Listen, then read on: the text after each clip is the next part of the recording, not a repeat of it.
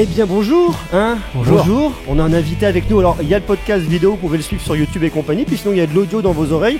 On est aujourd'hui avec monsieur Pierre-Alain Houard de Xiaomi. Bonjour monsieur Greux. Bonjour, comment ça va Pierre? Ça va bien et toi? Ouais, bien, je t'appelle Pierre-Alain, PA, comment je t'appelle? C'est une excellente question. Avant je m'appelais Pierre-Alain. On m'appelait Pierre-Alain. Et c'est vrai, quand je suis arrivé chez Xiaomi, c'était un concept un peu compliqué pour le siège d'appeler quelqu'un Pierre-Alain. Donc du coup je passais à Pierre. Ok. Donc appelle-moi Pierre. Ah, je t'appelle Pierre. Ok, je t'appelle Pierre. Alors aujourd'hui, on est où? On est à la Tour Eiffel. Alors c'est un lieu un peu bizarre parce qu'effectivement, on s'attend pas à faire des podcasts à la Tour Eiffel. Mais c'est un lieu qui a été choisi par Xiaomi pour venir lancer cette nouvelle gamme. Xiaomi France, attention, cette nouvelle gamme Xiaomi 12, 12, 12 Pro. Il y a plein de produits écosystème. On va en parler dans quelques instants. Mais juste avant, on a un petit message. Abonne-toi au podcast de mon papa, sinon gare à toi. Alors voilà, je suis très heureux d'être avec toi, très heureux de voir les nouveaux téléphones, découvrir effectivement ce flagship, c'est dur à dire. C'est dur, hein. Ouais, c'est hyper dur. Le Xiaomi 12 Pro, on a également le Xiaomi 12 et vous avez présenté des aspirateurs, des montres, des buds. Ouais. C'est l'opulence. C'est pas mal, hein. C'est pas mal. Il y a beaucoup de choses chez nous. Et encore, on n'a pas tout présenté. On pouvait pas. Oui, vous pouvez, mais on sait qu'il y a d'autres événements qui vont arriver. On vous connaît maintenant. On vous connaît. Alors, avant qu'on parle un petit peu des nouveautés, des produits et de voir, parce que c'est quand même vachement cool. Ouais. Comment ça va chez Xiaomi? Écoute, c'est un rush permanent, on s'arrête jamais, on sort beaucoup de smartphones, beaucoup d'objets connectés, donc c'est super cool pour les passionnés en tout cas. Je pense qu'on est tous passionnés chez nous, on s'arrête jamais et ça c'est top, c'est vraiment top. C'est vrai qu'on en parle souvent entre médias, influenceurs, journalistes, on se dit Xiaomi, t'as eu la présentation, dans 15 jours t'en auras un autre. Hein. C'est un peu ça. Il y a d'autres choses qui vont arriver. Ouais. Du coup nous, au marketing en tout cas, on s'arrête jamais, on est non-stop et je trouve que c'est cool. Comment on gère ce stress à titre? Parce que c'est un peu en dehors du truc, mais t'es toujours dans l'urgence de quelque chose. Toujours, mais on s'y habitue. Et il y a un côté très plaisant à cette urgence. Ça te donne une motivation. Mais oui, on s'habitue, on apprend à temporiser les choses, à prioriser les choses. On sait ce qui est important, on sait ce qui ne l'est pas. Mais oui, vu qu'on sort des produits tous les 15 jours, comme tu dis, on est tout le temps dans l'urgence. Et la marque va bien, elle se porte bien? Super bien, en France, super bien. On l'a dit, hein, on vend un Xiaomi toutes les 10 secondes. C'est incroyable. En France, hein, c'est quand même fou. C'est fou. Quand tu dis qu'il y a 4 ans, on n'était rien. Personne ne nous connaissait, maintenant on est quand même une grande marque et on est extrêmement reconnaissant envers les Michelin parce qu'en fait sans eux on serait pas du tout là, donc un grand merci à eux et si vous nous écoutez merci. Mais ce discours Mi Fan, je l'entends, vous n'êtes pas la seule marque, c'est vrai que ça vient de vous, hein, l'idée d'avoir des fans, il y a plein d'autres marques qui l'ont repris. Est-ce que c'est juste un discours marketing ou est-ce qu'effectivement vous avez vraiment ce travail avec cette communauté qui emmène des choses? Sans eux, on serait vraiment pas là. Alors, il faut savoir qu'on a créé MIUI et c'est eux qui ont traduit MIUI partout à travers le monde. Donc c'est vraiment des bénévoles qui ont traduit MIUI dans leur propre langue. Ils ont traduit l'interface, tu veux dire? Exactement. Ils ont traduit l'interface de nos smartphones dans leur propre langue pour pouvoir la proposer sur leur marché respectif. Et donc on s'est appuyé sur la base de ce qu'ils ont fait pour améliorer bien sûr, parce qu'il y a des petites choses qui ne vont pas, forcément. Mais sans eux, il n'y aurait pas de Xiaomi France, il n'y aurait pas de Xiaomi Italie, il n'y aurait pas de Xiaomi Angleterre, par exemple. C'est assez énorme. Ok, bon alors des nouveautés, on voit effectivement le Xiaomi 12, le Xiaomi 12 Pro, l'appellation Mi est terminée mais ça on l'a déjà vu depuis le mois de septembre l'année dernière. Deux flagships, on est à combien sur le Mi 12? Alors le Mi 12, le Xiaomi 12... pardon, tu vois, regarde, je l'ai encore en tête, je suis désolé. Le Xiaomi 12, on est à combien en tarif? Alors sur le Xiaomi 12, on est à 899 € et il y a une offre de précommande qui commence dès ce soir, on est le 17 mars. Ça va jusqu'au 29 mars et donc du coup, si vous achetez un Xiaomi 12 ou un Xiaomi 12 Pro, on offrira la Xiaomi Watch S1 qui a une valeur de 269 €. D'accord, et le Xiaomi 12 Pro, on a passé les 1000 €. On a passé les 1000 €, on est à 1099 €, c'est pas la première fois. On l'avait fait déjà sur le Mi 10 Pro. On était à 999, donc on était pas loin. Et sur le Mi 11 Ultra, où on était aussi à 1100 €. Donc c'est pas la première fois. En fait, ça va dans la logique des choses. Plus on améliore le hardware, plus on met des belles finitions, des belles spécifications, plus on est obligé de monter les prix. Je vais te poser une question à laquelle tu ne pourras pas répondre. Vas-y. Est-ce qu'il y aura un Xiaomi 12 Ultra? Je ne peux pas répondre, en effet. J'aime ça. Non mais c'est vrai que l'année dernière on n'avait pas eu le modèle Pro, on avait eu le modèle Pro il y a 2 ans. Tout à fait. Et l'année dernière le modèle Pro était uniquement pour l'Asie, en tout cas pas chez nous en France. Tout à fait. Le Ultra, donc ça me paraît logique qu'il y ait un Ultra qui arrive avec des choses encore plus Ultra. Je te laisse à ta seule réflexion, je ne peux pas malheureusement alimenter ton imagination ni celui de ceux qui nous écoutent. D'accord, donc ça fera peut-être partie du rush de demain. C'est une possibilité. Ok, on verra ça. Qu'est-ce qu'ils racontent ces smartphones? La photo, la vidéo, la performance, c'est quoi l'histoire derrière aujourd'hui? Alors, je pense que déjà la première chose à comprendre c'est... La première chose que ça raconte, c'est qu'on est prêt, on est là, on est dans le game du premium, de l'ultra haut de gamme. Ça fait 2 ans, vraiment. Déjà. Ça fait 2 ans. Mais là, plus que jamais, on assoit cette légitimité, si tu veux. Il faut le voir, et je pense que tu pourras en être témoin, quand tu l'as dans la main, ça respire la qualité. Je l'ai dans la main depuis quelques jours. Je suis d'accord avec toi. Je suis d'accord avec toi. C'est pas mal, non? C'est pas mal. Bon, on va peut-être pas rentrer dans toutes les specs. On va pas parler du 120 watts, de l'écran incroyable, du triple capteur 50 mégapixels. Ça, je peux le faire longtemps. T'es bon. Hein. Ah, je suis bon. Hein. Non, mais ça, venez le voir sur YouTube parce que c'est vrai qu'on en parle et que j'ai déjà sorti une première prise en main sur YouTube. Il y a le test qui arrivera dans quelques temps, donc ça vaut le coup de venir voir ça. Non, mais c'est vrai qu'on sent un gap qui est énorme. Et l'histoire, elle a déjà été commencée il y a 2 ans en disant on connaissait Xiaomi. On se dit Xiaomi, c'est une marque qui est intéressante parce que dans le milieu et dans l'entrée de gamme, ils défoncent un peu tout le monde sur les tarifs. Vous avez des marges réduites. Alors, je sais pas si c'est toujours un peu la même chose de dire on garde 4% de marge moyenne à l'année. 5%. 5%, c'est toujours la même chose. C'est une promesse qu'on a faite et ce sera comme ça pour toujours en fait. Ok. Là, on vous a vu arriver il y a 2 ans avec des smartphones beaucoup plus haut de gamme, beaucoup plus chers.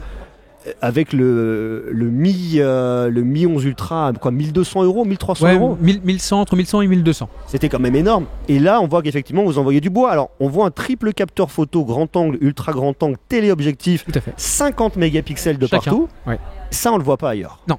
On ne voit pas ailleurs et on aime considérer qu'en fait c'est pas un smartphone avec un beau capteur et 2 secondaires qui servent un peu à rien habituellement. Ça c'est un peu l'idée du Xiaomi 12. Hein. C'est l'idée du Xiaomi 12 et bon, le Xiaomi 12 Pro, lui c'est 3 capteurs à 50 mégapixels et on estime que c'est 3 capteurs principaux en réalité. C'est comme ça qu'on voit les choses. Et c'est quoi l'idée derrière ? C'est de vous dire ok, on s'adresse aux gens qui font aujourd'hui beaucoup de photos, également la vidéo parce qu'il y a un gros travail qui a été fait avec de l'intelligence artificielle pour avoir une reconnaissance des yeux, pour avoir une reconnaissance de la personne, du mouvement. C'est quoi ? C'est une nouvelle cible que vous venez chercher, les créateurs de contenu vidéo ? Pas nécessairement. En fait, on veut proposer un smartphone sans concession. Et il y a des gens qui sont adeptes de photos, il y a des gens qui sont adeptes de design, de belle finition, et des gens qui veulent de la puissance. Et des gens qui veulent tout.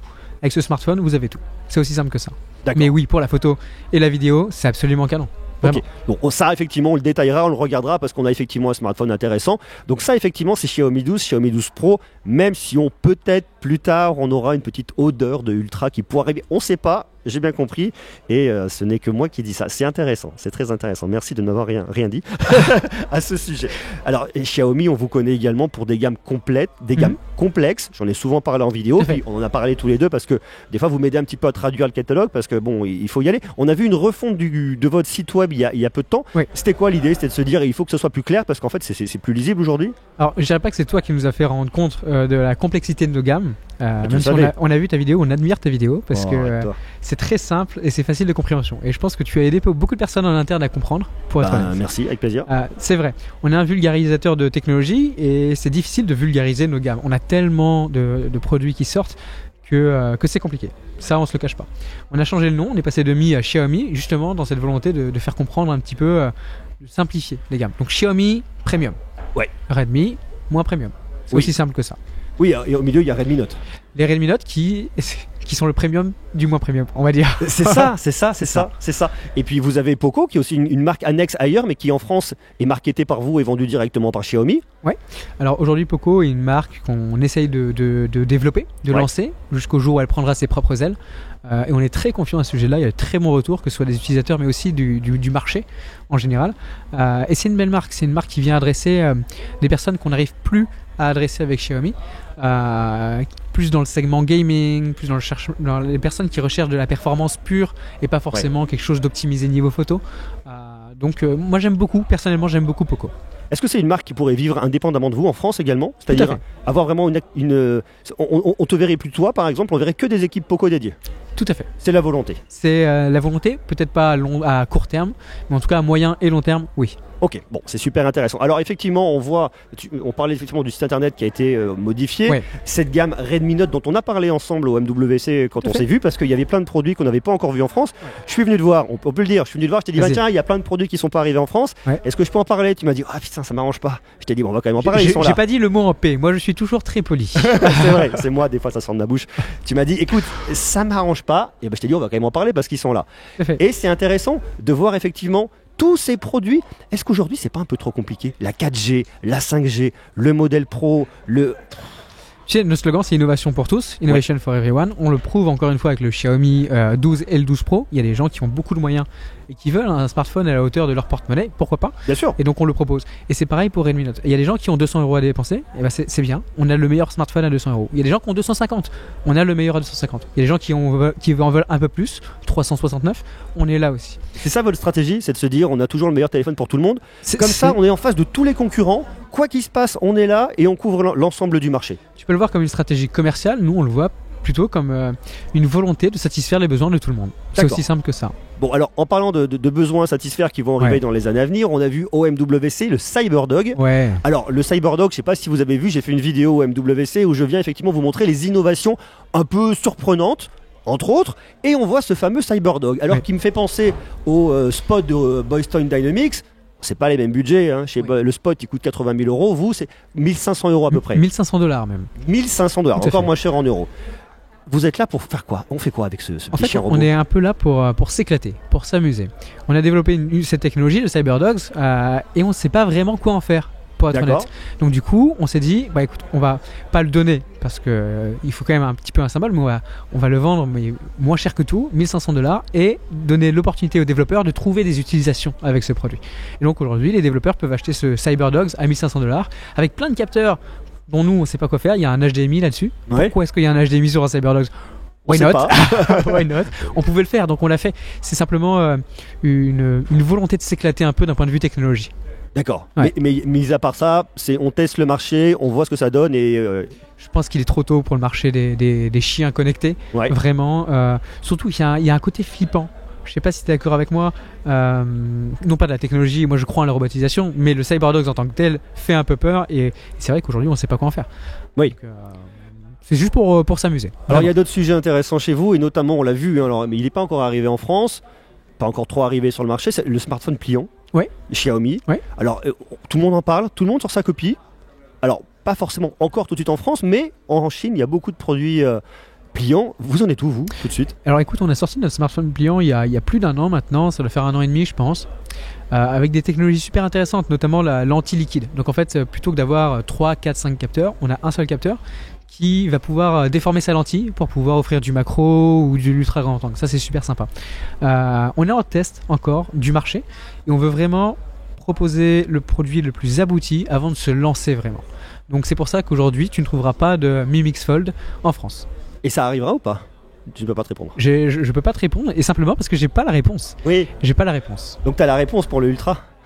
Je ne peux pas te répondre. Je peux pas te dire si j'ai la réponse. D'accord, j'ai entendu.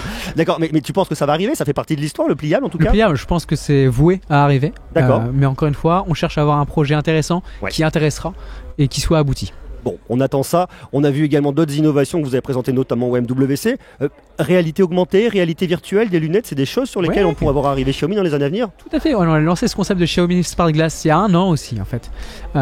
Donc c'est quelque chose, personnellement j'y crois énormément, je pense que c'est vraiment l'avenir. Et je sais aussi qu'on y croit aussi, donc on travaille dessus.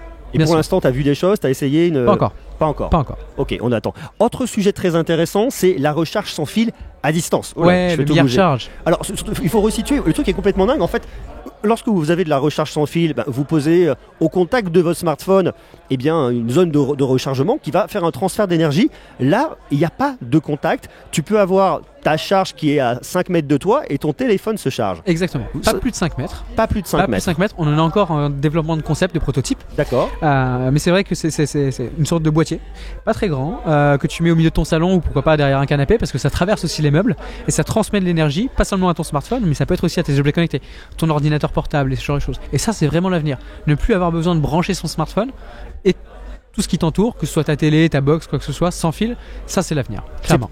T'as un peu de visibilité sur ces choses-là ou c'est que de la R&D aujourd'hui? Pour l'instant, on est en période de R&D, on a promis, on va investir 15,7 milliards de dollars sur les 5 prochaines années pour justement développer ce type de concept et pas seulement, on va aller encore plus loin, c'est le but, c'est Xiaomi. Donc pour l'instant j'ai pas de date, je peux pas te dire écoute ça sort dans 3 semaines, tu l'auras dans ton salon, on te l'enverra en test. Je peux pas malheureusement, mais on croit vraiment fort que ça va arriver prochainement. Autre sujet sur lequel vous êtes et qui est aussi un sujet intéressant sur lequel vous avez investi beaucoup d'argent, annoncé l'année dernière, c'est l'automobile. Alors l'automobile c'est quand même pas rien de s'attaquer à ça quand on est un industriel comme Xiaomi parce que c'est d'autres coûts, c'est une autre façon de travailler, c'est autre chose. Qu'est-ce qui se passe? Vous en êtes où? Ça a commencé en Chine? Ça a commencé à se lancer En 2024, les premières voitures sortiront d'usine. En Chine uniquement ou en France? En Chine. Après, bien sûr, on commencera à s'intéresser aux autres marchés. Mais on commence bien sûr par le test en Chine, vu que c'est une entreprise chinoise. Et s'il y a bien une entreprise qui peut changer comme ça du jour au lendemain, non pas changer, mais en tout cas conquérir un nouveau marché comme celui de l'automobile, parce que c'est un marché très spécifique, c'est bien nous. On est les seuls à avoir cette flexibilité et cette vision des choses. L'automobile, c'est un sujet qui est un peu compliqué aujourd'hui. On le voit notamment au niveau des énergies. Ouais. Le prix du baril qui a augmenté, qui a explosé littéralement. À la pompe, ça coûte extrêmement cher. Vous vous basez sur quoi? Ça sera de l'électrique, il y aura du thermique, il y aura de l'hydrogène? 100% électrique. 100% électrique. C'est la voiture de l'avenir.